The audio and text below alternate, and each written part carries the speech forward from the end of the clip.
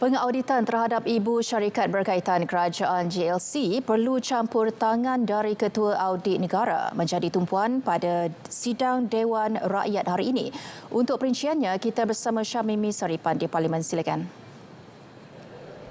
Baik, terima kasih Farhatul. Perkara ini dibuat susulan kecelaruan yang terjadi dalam agensi yang berterusan mencatatkan kerugian. Perdana Menteri Datuk Seri Anwar Ibrahim memaklumkan meskipun peranan mereka tidak seperti syarikat swasta, namun prestasi agensi berkenaan tetap perlu dinilai.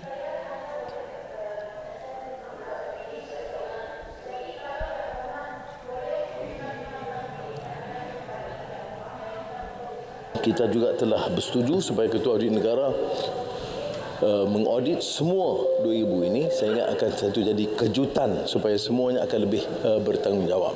Kerana kadang-kadang pelanggaran itu masih berterusan di beberapa peringkat dan tidak ada jalan lain tetapi untuk kita jalankan audit dan memantau terus. Perdana Menteri menjawab pertanyaan soalan tambahan Ahli Parlimen Paya Besar Datuk Muhammad Syahar Abdullah berhubung ke agenda reformasi JLC. Jabatan Audit Negara akan melakukan pengauditan terhadap JLC bermula tahun depan. Dalam pada itu, Dewan turut dimaklumkan bahawa syarikat berkaitan kerajaan JLC perlu fokus kepada kegiatan memperkasa perusahaan mikro, kecil dan sederhana PMKS, syarikat tempatan serta Bumiputra.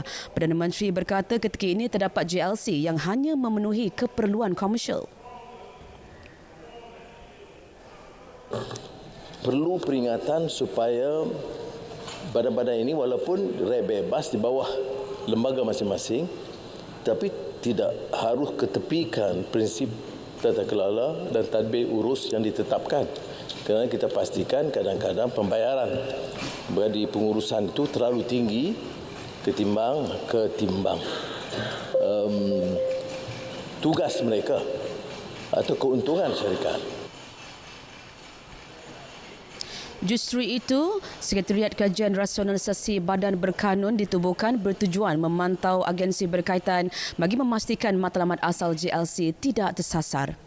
Seterusnya, pendekatan kerajaan untuk menoktahkan kemiskinan tegar dan membasmi kemiskinan dilaksana tanpa mengira kaum dan golongan. Perdana Menteri menegaskan ia bagi memastikan semua rakyat di negara ini mendapat hak masing-masing berpandukan Perlembagaan Persekutuan. Tidak benar kalau dikatakan hanya untuk Melayu. Tapi tentunya jumlah ini besar dan jumlah majoriti kepada masyarakat Melayu.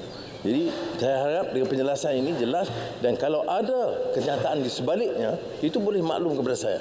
Kerana ini bertentangan dengan dasar kita.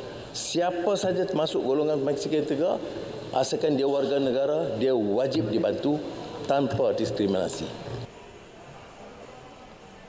Keperkembangan seterusnya, sehingga 21 Oktober, lebih 1 juta murid dan pelajar lepasan menengah sekolah negara menebus baucer buku madani.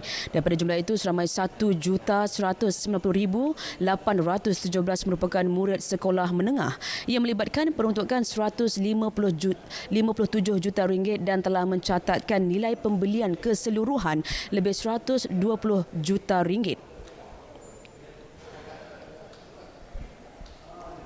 Daripada jumlah tersebut, 661,487 adalah murid tahap 2 sekolah rendah, iaitu darjah 4 ke atas.